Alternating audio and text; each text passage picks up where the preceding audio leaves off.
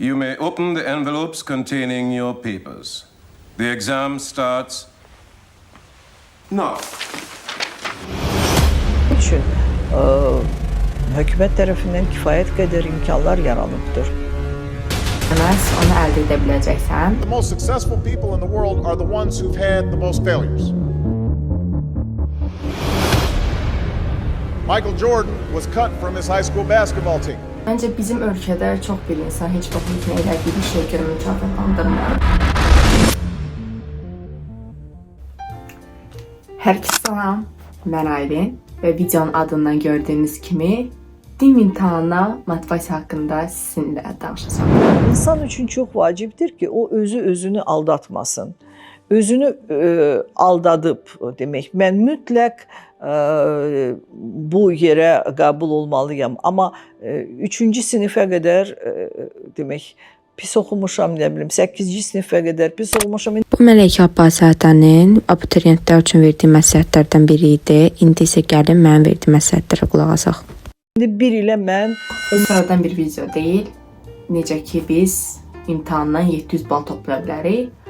Bugün həqiqətən abituriyentlərin real problemləri haqqında və imtahana həqiqətən rahat şəkildə və düzənli şəkildə biz imtahana gedə bilərik. Mən kanalımda bu haqda bir çox videolar çəkmişəm və imtahan prosesinə qədər necə hazırlaşmışam, o haqda da videolar çəkmişəm. Kanalımda da izləyə bilərsiniz. Mən özüm 530 balla Tarix Fakültəsinə qəbul olmuşam və bu imtahan barəsində də bir çox təcrübələrim var və sizinlə də danışacaq bir çox mövzularımız var. Bugün sizinlə din imtahanı haqqında 7 dənə əsas mövzu çıxartmışam ki, bu sizə gələcəkdə imtahana rahat şəkildə gedəcəyinizə kömək edəcək. Bu imtahan haqqında, imtahanı necə yaxşı yazmaq haqqında olan taktikalar deyil. Bu sadəcə insan psixologiyası haqqında və bizim psixologiyamızı rahatlaşdıran və imtahan dövründə stres keçirmədən necə rahat şəkildə imtahana hazırlaşmaq olar, bu haqda sizinlə danışacağıq. Amma ilk öncə gəlin mən imtahana necə hazırlaşmışdım, o haqda sizə videolarımı göstərim.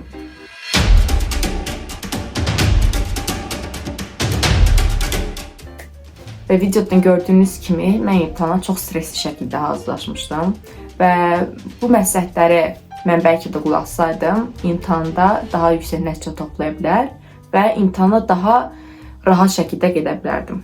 Ona görə də mən sizə 7 dənə əsas fakt haqqında danışmaq istəyirəm. İndi isə gərək başlayaq. Birinci olaraq, əlbəttə ki, imtahanına getmədən əvvəl məcburi şəkildə bildiyiniz kimi biz verir, dövlət imtahanına gediriksə, biz əvvəl öncə öz məqsədimizi aydınlaşdırmalıyıq. Yəni, həqiqətən də biz imtahana getmədən öncə düşünməliyik ki, biz kim olmaq istəyirik, nə olmaq istəyirik və biz gələcəyimizi hansı peşə üzrə davam etdirməyimizi qərarlaşdırmalıyıq. Çünki məqsədsiz bir insan heç bir şeyə nail ola bilmir. Bunun açıq-aydın səbəbləri var. Çünki biz bir şeyə istədikdə, bir şey etmək istədikdə, məsəl üçün, mən bir qarşıma meyvə qoymuşam, qarşımda 3 dənə meyvə var və biri uzaqda, biri ortada, biri isə yaxındadır. Mən üçündən birini hədəfləyəcəm, yaxında olan, ortada olan və yaxud da uzaqda olan. Tutaq ki, mənə uzaqda olan daha dəyərlidir və ona görə onu seçdim. Və onun üçün mən baxmıram ki, o bir şey yaxındadır və yaxud da ortadadır. Mən onu heç bir maneə olmadan keçməyimi düşünəcəm. Mən fərq etməyəcək ki, o çətindir, yoxsa asan yola gediləcək. Sadəcə mən fokuslanacağam ki, o şeyi əldə edim. İmtahanda da o cürdür. Əgər biz imtahana getmədən özümüzə bir məqsəd qoysaq, heç bir şeyə rahat şəkildə, yəni istədiyimiz nəticəni əldə edə bilməyəcəyik və böyük ehtimalla biz istəmədiyimiz bir peşə üzrə gedəcəyik və bu da sonu əlbəttə ki, işsizliklə qalacaq. Ona görə də imtahanda əgər siz yenə də peşənizi uyğunlaşdırmasanız belə, siz onda hədəfləyin ki, ən yüksək bal yığasınız. Onsuz da o bal yığdıqdan sonra sizin qarşınızda bir çox seçimlər olacaq ki, ondan sonra gələcəkdəki peşənizi qərarlaşdıra biləcəksiniz. Mən öz peşəmi 5-ci sinifdə qərarlaşdırmışdım. O jurnalistika idi, amma ondan sonra mən hüquqşünaslığa və 11-ci sinif imtahanını verənə qədər də o məqsəddə gedirdim. Sadəcə mənim bir məqsədim var idi. Sadəcə onun üstündə çalışırdım. Təəssüf ki, balların qalxması nəticəsində də mənim balım ora çatmadı. Amma mən tarix fakültəsini seçdim və mən istəsəm gələcəkdə hüquq fakültəsindən davam edə bilərəm və yaxud da artıq diplomatika kimi sahələrə davam etdirə bilərəm. Amma insan böyüdükcə fikirlər də dəyişir və məqsədlər də dəyişir. Amma əsas şey o demək deyil ki, əgər sən bir məqsəd tutdunsa, onun üzərinə axıra qədər getməlisən. Xeyr. Əsas odur ki, sən artıq bir şey qərarlaşdırasan, artıq kim olmaq istədiyini belə qərarlaşdıra bilsən, gələcəkdə o dəyişsə belə, yenə də o sən xeyri olacaq. Onsuz da baş verən hər şey bizim xeyrimizədir. Əsas odur imtahan öncəsi, imtahan verməmişdən öncə bir məqsədin kim olmaq istədiyini belə bilməsən də özünə bir məqsəd qur. O məqsədi qursan, istər-istəməz sən o şeyi əldə edə biləcəksən. 2. Kiçik planlar doğur. Mən sizin bəzi izləyicilərim burada bilir ki, mən özüm imtahana hazırlaşarkən yalnız plan üzrə gedirdim. Yəni mən plansız dərslərimi heç cür edə bilmirdim. Hətta deyə bilərəm ki, plan mənim həyatımın bir hissəsi olmuşdu. Hətta mən imtahanı verəndən sonra mən çox çətinlik çəkdim ki, mən artıq boş olanda necə vaxtımı keçirdim ki, həm sərfəli olsun, həm də ki, özümdə çalışmıyorum. Çünki mən gündəlik həyatımı keçirəndə elə hiss edirəm ki, plan yazmazdan boşluq hiss edirəm. Hətta mən bu dəftərdə belə nəsə etməmişdən əvvəl yazıram.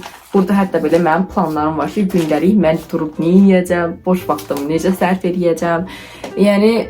Plan, əgər siz planla başlayırsınızsa, sizə yapışıb qalacaq və ondan heç cür siz qurtula bilməyəcəksiniz. Çünki plan həqiqətən də insana çox kömək olur. Mən deyə bilərəm ki, mən imtahana artıq 9-cu sinifdə başladım plan hazırlamağa. Gündəlik hansı işlərlə məşğul olacağam. İşlərə deməyim, hansı dərsləri sıralamalıyı da eləyəcəm və hətta saatına qədər yazırdım ki, vaxtımı boşa sərf eləməyim və düzgün şəkildə dərslərimi sıralaya bilim.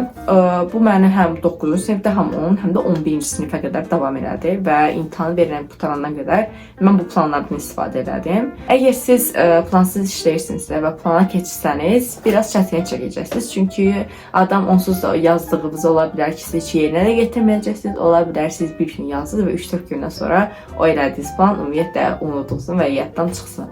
Amma yenə də çox üzərində iş gedəndə və planlı şəkildə artıq işləri quraşdıranda görə bilirsiniz ki, siz öz vaxtınızı boşa sərf etmirsiniz. Həm də ki, hər şeyi artıq əvvəlcədən görəcəyiz ki, qarışdırmırsınız bir-birinə. Məsəl üçün, dünəndən deyirsiniz ki, məsələn, bu dərsi işləyəcəm. Artıq qarışdırırsınız hər şey bir-birinə.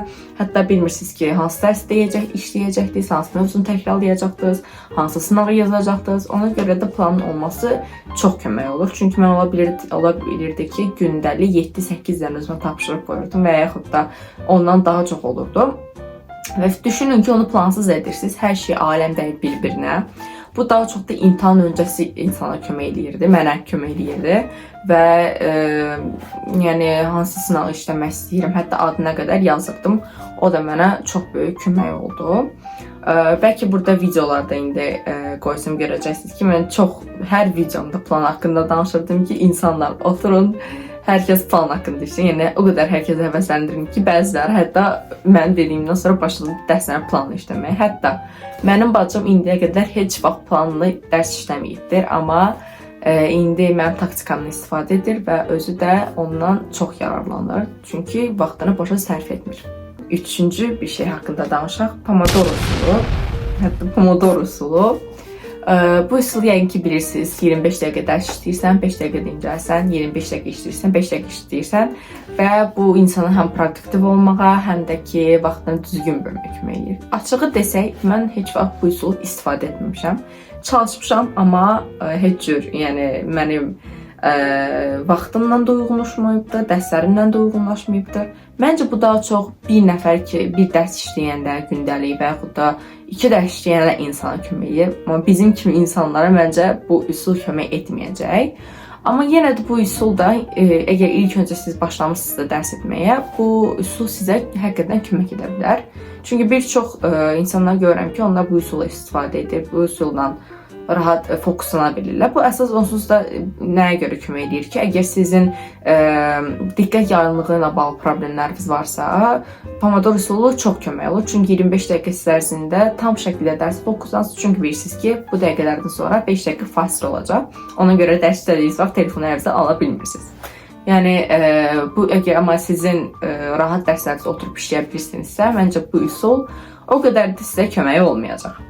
Gəlin 4-cü şey haqqında danışaq. Məncə ən vacib şeylərdən biridir və çoxumuz da özümüzü bundan heç vaxt mükafatlandırmırıq. Bu əsas şeylərdən biri isə əlbəttə ki, özünü mükafatlandırmaq.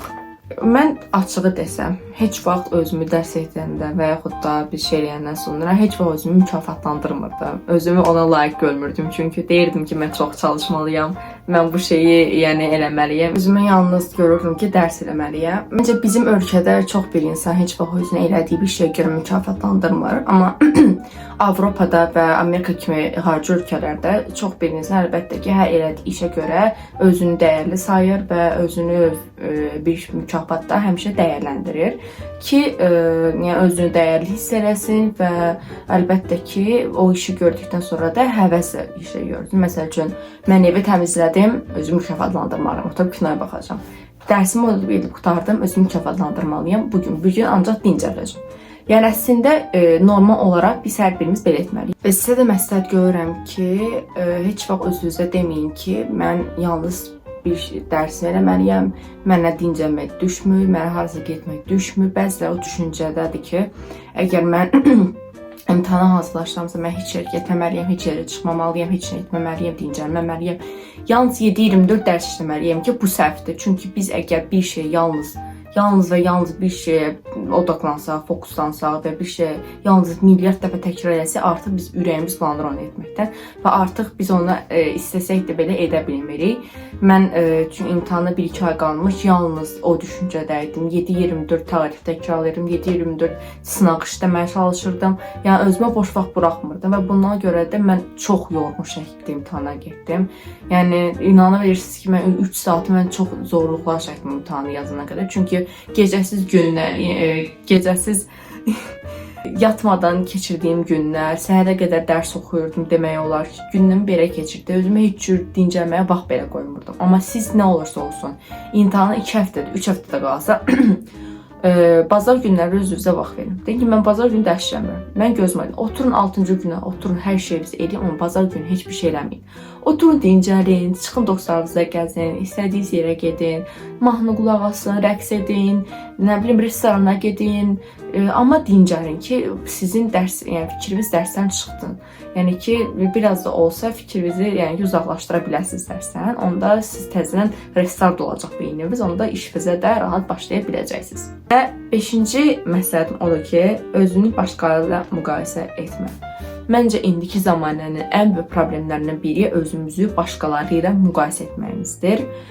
Və bu həqiqətən o qədər böyük bu problem. Bəziləri artıq özünü o şeylərə görə öldürür ki, mən belə deyiləm. Özünü həqiqətən kimləsə kiçildir, özünü kimləsə müqayisə edir həyatı boyunca. Elə insanlar çoxdur. Hətta mən də elə olmuşam.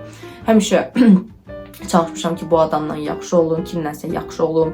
Yəni heç vaxt düşünməmişəm ki, mən özüm necəyəm və yaxud da bəlkə də düşünməmişəm özümün güclü tərəflərini. Sadəcə özümün zəif tərəflərini görmüşəm və bəzi hallarda indiki vaxtlarda da belə mən nəsə bir şey olan kimi deyirəm ki, hə bu edə bilir, mən yenə də edə bilmirəm və yaxud da görürsüz bəlkə də uzaqdan ki, bəziləri bizim yaşımızda gedir, dünyanın ən yaxşı universitetlərinə birinə qəbul olur və yaxud da milyardlar qazanır və yaxud da çalışır, bir şey edir və yaxud da yaxşı işə girir.